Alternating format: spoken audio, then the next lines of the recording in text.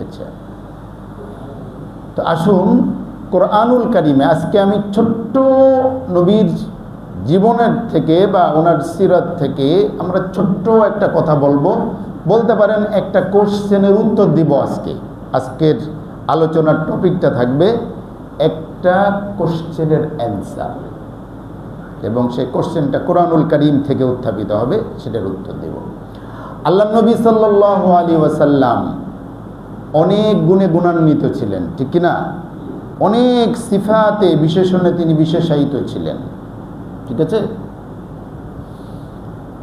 তবে আল্লাহ রব্বুল ইজ্জত ওয়াল জালাল কোরআনুল কারিমে আল্লাহ নবীর নাম কয় জায়গায় এসেছে কে বলতে পারবেন? নবীর স্বনাম, এমনি তো অনেক জায়গায় আল্লাহ রসুলের আলোচনা না, আল্লাহ রসুল সাল্লাল্লাহু আলাইহি ওয়াসাল্লামের নিজ নামে কোরআনুল কারিমের কয় জায়গায় এসেছে বলতে পারেন? 2। আবার সে বলেন আজকে আপনার হেফজের পরীক্ষা হবে, কিন্তু বুড়া হয়ে গেছে, আমার কি হেফজের পরীক্ষা নেই? হ্যাঁ, 41। তো যাক, আপনাদের বিপদে ফেলতে চাই না। আল্লাহ নবীর নাম মোট 5 জায়গায় আসছে। কয় জায়গায়? 5 জায়গায়। নবীজির 2টো নাম, একটা হলো মোহাম্মদ আর একটা হলো আহমদ। নবীজির কয়টা নাম? 2টো নাম, একটা হলো মোহাম্মদ, একটা হলো কি? আমাদের নবীর একটা নাম আহমদ না? আমরা বলি মোহাম্মদ মুস্তফা আহমদ মুজতাবা সাল্লাল্লাহু আলাইহি ওয়াসাল্লাম। তো মোহাম্মদ এসেছে 4 জায়গায়, আহমদ এসেছে কয় জায়গায়? 1 জায়গায়। মোহাম্মদ এসেছে সূরা আল ইমরান, ওমা মুহাম্মাদুন ইল্লা রাসূল ক্বাদ খালাত মিন ক্বাবলিহি আর-রুসুল ফাইন মাতা ওয়া কুতিলা ইনকালাবতুম আলা আকাবিকুম, 4 পারা 7 সাবা, ঠিক আছে অবশ্যই।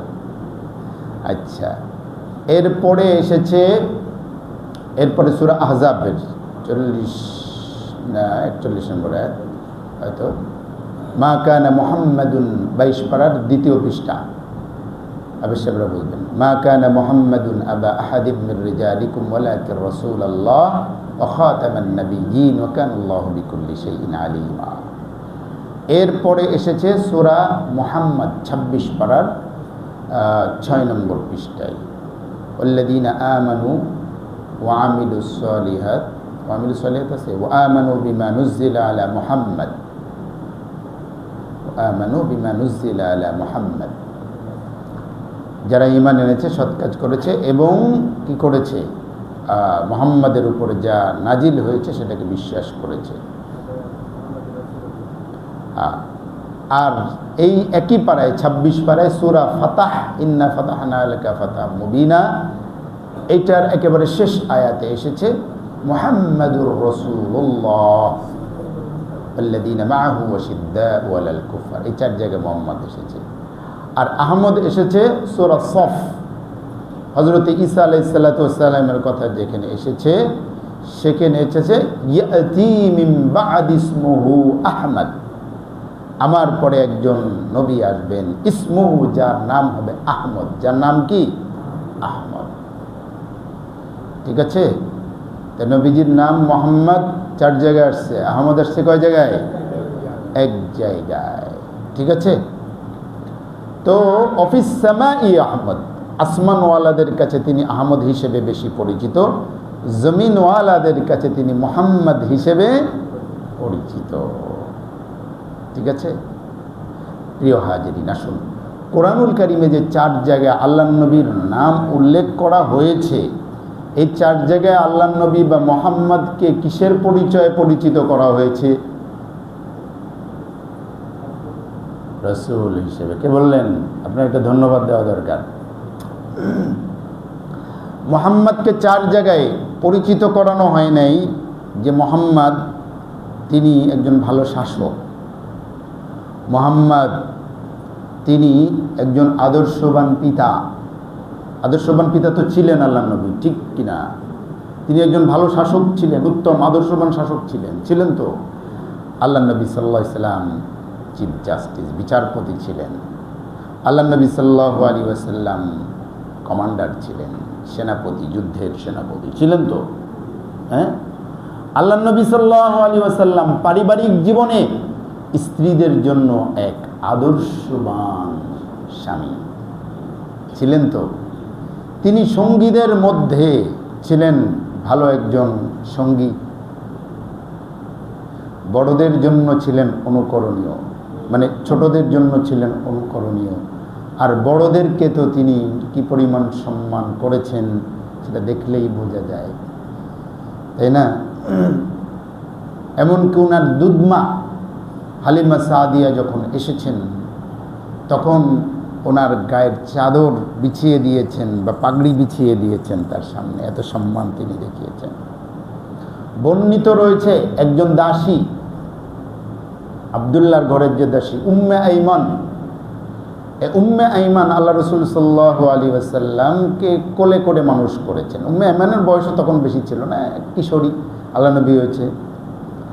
আল্লাহ নবী সাল্লাল্লাহু আলাইহি ওয়াসাল্লাম পারিবারিক কোনো বিষয়ে যখন মন খারাপ করতেন, রাগ করতেন, কেউ যখন কোনো কথা মানানোর জন্য সাহস করতো না, তখন তারা একজন মহিলাকে আগায় দিত, যেই মহিলা ছিল হলো কালো, কুৎসিত দেখতে, আফ্রিকান, যে এক সময় আল্লাহ নবী সাল্লাল্লাহু আলাইহি ওয়াসাল্লামের পিতার দাসী ছিল, বান্দি, চাকরানি, মুক্ত করে দেওয়া হয়েছিল। তখন ওই মহিলাকে আগায় দিত যে উম্মে আইমান, নবীজি যদি কারো কথা শোনেন, কারো কথা মানেন বা কারো রিকোয়েস্ট গ্রহণ করেন, একমাত্র তোমার রিকোয়েস্টটি গ্রহণ করবেন। তুমি একটু আল্লাহ নবীকে দেখো কিছু করতে পারো কি না, একটু বলো, বোঝাও। আবু বকর ওমররা যখন সাহস করতো না, তখন একজন মহিলা আগায় আসতো, তার নাম হলো কি উম্মে আইমান। উম্মে আইমান যখন কথা বলতেন আল্লাহ নবী সাল্লাল্লাহু আলাইহি ওয়াসাল্লামের সামনে, আল্লাহ নবী চুপ করে শুনতেন এবং সেটা মেনে নিতেন। উম্মে আইমানের রিকোয়েস্ট আল্লাহ নবী সাল্লাল্লাহু আলাইহি ওয়াসাল্লাম ফেলতেন না। কেন? ওই যে কোলে করে মানুষ করছে, কোলে নিছে, বোঝাতে পারি নাই, পেরেছি। এবং উম্মে আইমানকে আল্লাহ নবী সাল্লাল্লাহু আলাইহি ওয়াসাল্লাম মা বলে ডাকতেন, উম্মা বলতেন, ইয়া উম্মা, মা বলে ডাকতেন। অথচ আল্লাহ নবী যখন জন্মেছেন, উম্মে আইমানের যে বয়স অনেক বেশি তা না, এক কিশোরী, দাসী, আল্লাহ নবীকে কোলে করেছেন, একটু খাইয়েছেন, করেছেন, গোসল করিয়েছেন, এরকম ইতিহাসে পাওয়া যায়, সিরাতের মধ্যে। তো আল্লাহ নবী তো বড়কে কিভাবে সম্মান করতে হয় সেটা তো শিখাই দিয়েছেন, যে এইভাবে করো। আমি যাচ্ছি না ওখানে, আমি বলতে চাচ্ছি আল্লাহ নবীর অনেক পরিচয় ছিল, অনেক পরিচয় ছিল। তিনি ব্যবসা বাণিজ্য করছেন এবং ব্যবসা বাণিজ্যের মধ্যেও তিনি সফল ছিলেন। যতদিন ব্যবসা করেছেন ততদিন তিনি তার ব্যবসায় কি সফল। নবীজির ব্যবসায় কোনো লোকসান নাই। আপনি সিরাত পড়ে দেখেন, তাহলে একজন ব্যবসায়ী হিসেবেও তিনি কি সফল। নবীজির জীবনে কোনো ব্যর্থতা নাই, তাই না? মানুষ এই জন্য মাইকেল হার্টের একটা লেখা আছে, 100 কথা বলেছি, একজন অমুসলিম খ্রিস্টান রাইটার, তিনি গ্রেটিং করে 100 মনীষী জীবনীর মধ্যে 1 নম্বরে আল্লাহ নবীকে নিয়ে এসেছেন। তো এবং 1 নম্বরে আল্লাহ নবীকে কেন নিয়ে আসলেন, ঈসাকে প্রথম কেন নিয়ে আসলেন আলাইহিস সালাম, অথচ তিনি ঈসার অনুসারী, তো এটার একটা উত্তরও দিয়েছেন। বলে আমি পৃথিবীর মধ্যে মোহাম্মদ যে এত অল্প সময়ে সমাজের মধ্যে, রাষ্ট্রের মধ্যে এত বেশি প্রভাব ফেলেছে, পৃথিবীর ইতিহাসে এত বেশি প্রভাব আর কোনো ব্যক্তি ফেলতে পারি নাই, আর সামনেও পারবে না। এই জন্য আমি 1 নম্বরে তারে নিয়ে আসছি। সুবহানাল্লাহ, বোঝাতে পেরেছি? প্রিয় হাজিরিন, আল্লাহ নবী সাল্লাল্লাহু আলাইহি ওয়াসাল্লামের অগণিত পরিচয়ের মধ্যে আল্লাহ রাব্বুল ইজ্জতুল জালাল নবীজিকে দেখেন 4 জায়গায় নাম উল্লেখ করেছে। আপনি একটু গিয়ে তরজমাগুলো একটু খুলে দেখেন। এক জায়গায় বলেছেন নোমা মুহাম্মাদুন ইল্লা রসুল, মোহাম্মদ রসুল ছাড়া তো আর কিছুই নয়। এক জায়গায় বলেছেন মুহাম্মাদুর রাসূলুল্লাহ, মুহাম্মদ আল্লাহর রসুল। আরেক জায়গায় বলেছেন মুহাম্মদ তোমাদের কোনো পুরুষের পিতা নন, ওয়ালাকির রাসূলুল্লাহি ওয়া খাতামান নাবিয়্যিন, তিনি আল্লাহর রসুল এবং খাতামুন নাবিয়্যিন, সর্বশেষ নবী। আর এক জায়গায় বলেছেন মুহাম্মাদের উপর যা কিছু নাজিল হয় এটা যারা মেনে নেয় তারা সফল। তাইলে মুহাম্মাদের উপরে যা নাজিল হয় সেটা ওহীর সাথে সম্পৃক্ত কথাই বলেছেন, ঠিক কি না? তো আমরা হিসাব করলে দেখি মুহাম্মদ সাল্লাল্লাহু আলাইহি ওয়াসাল্লামের নাম যেখানে আল্লাহ উল্লেখ করেছেন, তার স্বনামে উল্লেখ করেছেন, সেখানে তার পরিচয় তুলে ধরেছেন। সব জায়গায় মুহাম্মদ সাল্লাল্লাহু আলাইহি ওয়াসাল্লাম যে রসুল ছিলেন, ওনার রেসালতটাকেই আল্লাহ ফোকাস করেছেন, হাইলাইটস করেছেন, বড় করে তুলে ধরেছেন। এবং এক জায়গায় তো বলেছেন মুহাম্মদ রসুল ছাড়া আর কিছুই নয়। মুহাম্মদ রসুল ছাড়া আর কিছু ছিলেন না? ছিলেন তো। তবে আল্লাহ ওইগুলোর কথা কেন বলেন নাই? ধরুন উদাহরণই দিই আর কি, দেশের রাষ্ট্রপতি, সর্বোচ্চ পদবীর অধিকারী রাষ্ট্রপতি, ওনার তো অনেকগুলো পরিচয় আছে। মানে যে রাষ্ট্রপতি থাকে তার কি অন্য কোনো পরিচয় থাকে না? তিনি হয়তো একজন লয়ার অথবা একজন ডাক্তার কিংবা ভালো একজন ব্যবসায়ী হতে পারে, পরিবারের হয়তো উনি একজন ভালো, আরও অনেকগুলো বিশেষণ তার থাকতে পারে, পারে কি পারে না? কিন্তু মানুষ যখন, সাধারণ মানুষ যখন তার পরিচয় তুলে ধরে, তো কোন পরিচয় তুলে ধরে? ডাক্তারের পরিচয়ে, ইঞ্জিনিয়ারের পরিচয়ে, ব্যারিস্টারের পরিচয়ে? কোন পরিচয় তাকে তুলে ধরে? প্রেসিডেন্টের। কেন? প্রেসিডেন্ট পদের সামনে বাকি যত পদ আছে ওই পদগুলো গৌণ গৌণ গৌণ, ছোট, তাই নিজস্ব জায়গায় বড়, কিন্তু প্রেসিডেন্টের পদের সামনে ওইগুলো ছোট। আল্লাহ নবী সাল্লাল্লাহু আলাইহি ওয়াসাল্লাম রসুল, রসুলের পদের ওপর কোনো পদ নাই পৃথিবীর মধ্যে, দুনিয়া আখিরাতে রসুলের উপর কোনো পদ আল্লাহ রাখেন নাই। সর্বোচ্চ পদ হলো রিসালাতের পদ। এই জন্য আল্লাহ তার নবীকে যত জায়গায় পরিচয় করেছেন, কোরআনে 4 জায়গার কথা করছি আর কি, যে নাম উল্লেখ করেছেন, সবগুলো জায়গায় আল্লাহ তার নবীকে মুহাম্মদ সাল্লাল্লাহু আলাইহি সাল্লামকে রসুলের পরিচয়ে তাকে পরিচিত করে দিয়েছেন। সুবহানাল্লাহ, তুলে ধরেছেন। এই যে মুহাম্মদ আল্লাহ রসুল ছাড়া আর কি। বোঝাতে পেরেছি? এই কথা বলার কারণ কি? উত্তর দিয়ে দিলাম। কেন আল্লাহ নবীকে শুধু রসুল বলা হয়েছে? এই কথা এই জন্য বললাম, দেখুন রবিউল আউয়াল মাস আসলে স্বভাবতই আমরা নবীজির জীবনীর বিভিন্ন অংশ নিয়ে আলোচনা করি। নবীজি জন্ম গ্রহণ করেছিলেন, জন্মের সময় আল্লাহ নবীর কিছু অলৌকিক বিষয়, সেগুলো সিরাত যারা লিখেছেন, নবীর জীবনী যারা লিখেছেন তারা সংরক্ষণ করেছেন। করেছেন কি করেন নাই? করেছেন। কিতাবের মধ্যে আসছে নবীজি আর যখন বাচ্চা পেটে আসে তখন মায়েরা নানাবিধ কষ্ট ভোগ করে। নবীজির মা বলেছেন, আমি কোনো কষ্টই অনুভব করিনি, আমার মনেই হয়নি যে মোহাম্মদ আমার পেটে আছে। আমি কোনো অন্য 10 জন নারী যেই কষ্ট পায় ওরকম কষ্ট আমি পাই নাই। আরও অনেক কথা আছে। নবীজি শৈশব যখন একেবারে ছোট, বাপ নাই, মারা গিয়েছে, তো আরবের ট্রেডিশন বা অন্য কারণে যখন দুধমার কাছে তুলে ধরত, যখন আসছে বিভিন্ন গ্রাম থেকে বাচ্চা নিতে, যখন মক্কায় আসছে সব বাচ্চা নিয়ে যায়, কিন্তু আল্লাহ নবীকে নিতে চায় না। কেন নিতে চায় না? কয় ও তো বাপ নাই, বাপ না থাকলে টাকা পরিশোধ করবো কেটা? একটা মাসিক খরচ আছে না, তাই না? যেই পরিবারের ভালো স্ট্রং গার্ডিয়ান নেই, দেখবেন যে ওই টিচাররা কয় প্রাইভেট পড়াইতে চায় না, কয় দেবো কিনা ঠিক মতো টাকা পয়সা, নানাবিধ, চাই কিছু আর মনে করুন না, অনেক ঝামেলা আছে, আছে না নাকি? আছে। গার্ডিয়ানের স্ট্রং, হ্যাঁ, কয় ঠিক আছে, কয় কত দিতে হবে, কয় আপনার কি দিবেন আর কি, সমস্যা নেই, যা দিয়েন দিয়েন। জানে এখানে কি আছে, মাছ ডিমলা মাছ বোঝেন, টাকা পয়সা। যাই হোক, তো আল্লাহ নবীরা নিতে চায় না, গার্ডিয়ান নেই, অভিভাবক কিনা একটু টাকা ঠিক মতো দেবে কেনা, দিল তো হয়তো কম টম দিব আর কি। যাই হোক, হালিমাতুস সাদিয়া এসে নিয়ে গেলেন। কারণ কেন নিলেন?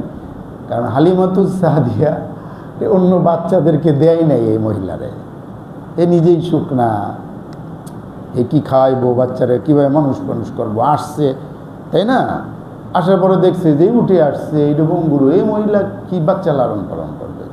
তো আল্লাহ নবী সাল্লাল্লাহু আলাইহি ওয়াসাল্লাম পরিবার দিয়ে দিল। যখন ওঠানো শুরু করছে, যেই উটটা নড়ে চড়ে না, মরা ধরা উটটা, এটা দেখি যে ঘোড়ার গতিতে চলা শুরু করছে, সবগুলোরে ফালাই থুয়ে চলে যাইতেছে। সুবহানাল্লাহ।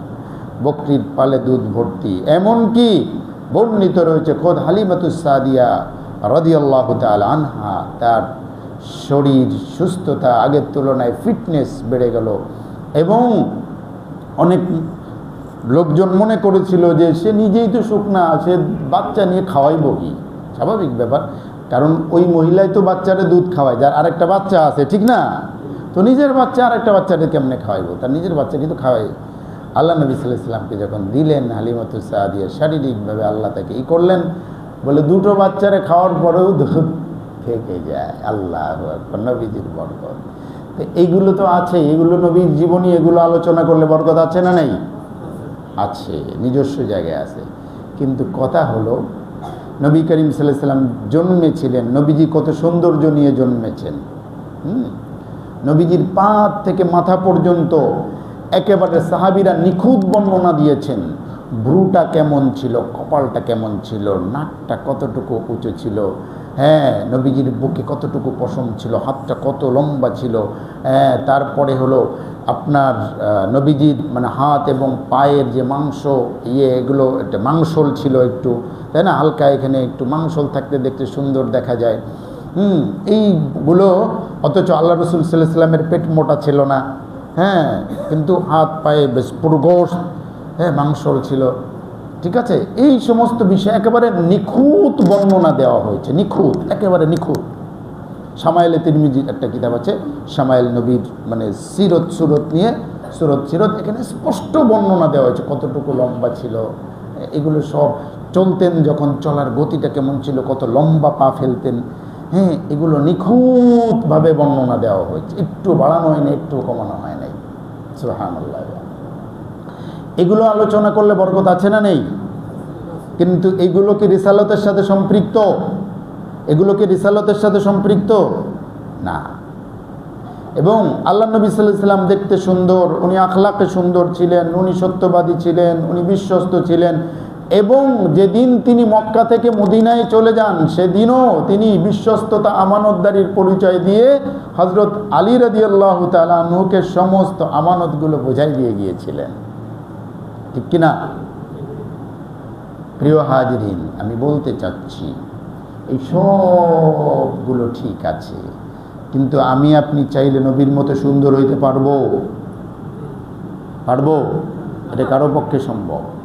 কারণ আল্লাহ তো নিজ হাতে, কুদরতি হাতেই তাকে এভাবে গড়েছেন, এটা পারবো না। তো নবীজির একেবারে যা যা দিয়ে আল্লাহ বানিয়েছেন, গড়েছেন, ওইগুলো আমি আপনি অর্জন করা সম্ভবপর নয়। আর এইগুলো আল্লাহ অর্জন করতে বলেও নাই, আল্লাহ বলেনি আমার নবী সুন্দর যেভাবে ছিল ওইভাবে না হইতে পারলেও তোমরা কমপক্ষে মেকআপ টেকআপ করে হলেও সুন্দর হওয়ার চেষ্টা করো, এরকম কোনো কোরআন হাদিসে আছে নাকি? পরিষ্কার পরিচ্ছন্নতার কথা বলা হয়েছে, ফ্রেশ থাকার কথা বলা হয়েছে, মেকআপ লাগানোর কথা বলা হয়েছে নাকি? কৃত্রিম সৌন্দর্যের কথা বলা হয়েছে নাকি? নাই।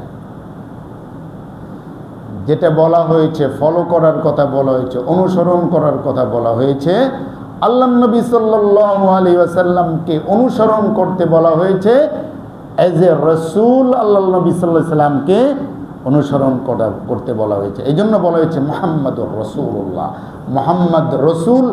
এই পরিচয় মুখ্য, এই পরিচয় আমরা নবীর উম্মত। আমরা নবীর উম্মত মানে কি? তিনি আমাদের রসুল, তাই না? তিনি শুধুমাত্র একজন মোহাম্মদ, আব্দুল্লাহর ছেলে মোহাম্মদ, ওই হিসেবে কি আমরা উম্মত? নাকি কোন হিসেবে উম্মত? মোহাম্মদ ইবনে আব্দুল্লাহ, ওই হিসেবে আমরা উম্মত নই। আমরা উম্মত হইলাম মুহাম্মাদুর রাসূলুল্লাহ, এই হিসেবে আমরা উম্মত। সুবহানাল্লাহি ওয়া বিহামদিহি।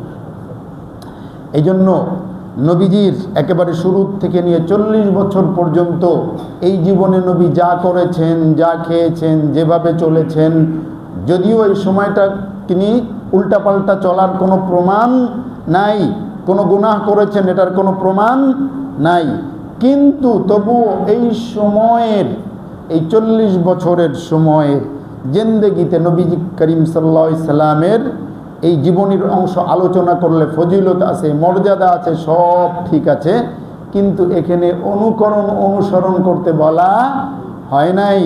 অনুসরণ করতে বলা হয়েছে যেদিন তিনি হেরা পর্বতের গুহায় প্রথম ওহী প্রাপ্ত হয়েছেন, সেই দিন থেকে নিয়ে ওনার মৃত্যু পর্যন্ত ওনার প্রতিটি কাজ, প্রতিটি কথা, প্রতিটি চলা, প্রতিটি হরকত এগুলোকে অনুকরণ করতে বলা হয়েছে। কারণ হেরা পর্বতের গুহায় যেদিন তিনি ওহী প্রাপ্ত হলেন, সেই দিন থেকে তিনি রাসূলুল্লাহ সাল্লাল্লাহু আলাইহি ওয়াসাল্লাম প্রথম ওহী যেটা এসেছিল, ইকরা বিসমি রাব্বিকাল্লাযী খালাক, পড়ো তোমার রবের নামে যিনি সৃষ্টি করেছেন। আল্লাহ নবীকে পড়তে বলছে, আমাদেরকে পড়তে বলে নাই। মানে প্রথম ওহী তোমরা পড়ো, হ্যাঁ নবীও পড়বে, উম্মতও পড়বে। আল্লাহ রাব্বুল ইজ্জত ওয়াল জালাল মেরাজে নিয়ে গিয়ে নামাজ দিলেন নবীজিকে, নবী নামাজ পড়বে, উম্মত নামাজ পড়বে। আল্লাহ রাব্বুল ইজ্জত নবীজিকে যাকাতের হুকুম নাজিল করলেন, নবী যাকাত দিবে, উম্মত যাকাত দেবে। জিহাদ ফরজ করলেন, নবী জিহাদ করবে, উম্মত জিহাদ করবে। রোজা নাজিল করলেন, নবী রোজা রাখবে, উম্মত রোজা রাখবে। আল্লাহ রাব্বুল ইজ্জত ওয়াল জালাল যত হুকুম দিয়েছেন নবীকে, উম্মতকেও দিয়ে দিয়েছেন। 40 বছরের আগের থেকে না 40 বছর পরের থেকে। এই পরিচয়টাই মুখ্য। এই পরিচয়ের ভিত্তিতে আল্লাহ নবী সাল্লাল্লাহু আলাইহি ওয়াসাল্লামকে যে অনুসরণ করবে সেই নাজাত প্রাপ্ত। এই পরিচয় বাইরে গিয়ে কোনো কি নাই। এই জন্য আপনি দেখুন, নবীর একজন চাচা ছিল আবুল আহাব। এই আবুল আহাব নবী যখন জন্মগ্রহণ করেছিল তখন সে খুশিতে আনন্দের ঠেলায় আঙ্গুলে ইশারা করে বলেছিল যে দাসী বা বাদী এসে বলেছিল, মোহাম্মদ জন্মেছে, আপনার ভাতিজা জন্মেছে। বলে আমার ভাতিজা জন্মেছে, উচ্ছ্বাসিত হয়ে বলেছিল, যা তোকে স্বাধীন করে দিলাম। নবীজির সাথে এত গুড কানেকশন ছিল এই আবুল আহাবের। আবুল আহাবের 2 পুত্র নবীজির 2 কন্যাকে বিবাহ করেছিল, এত মানে ভালো সম্পর্ক ছিল।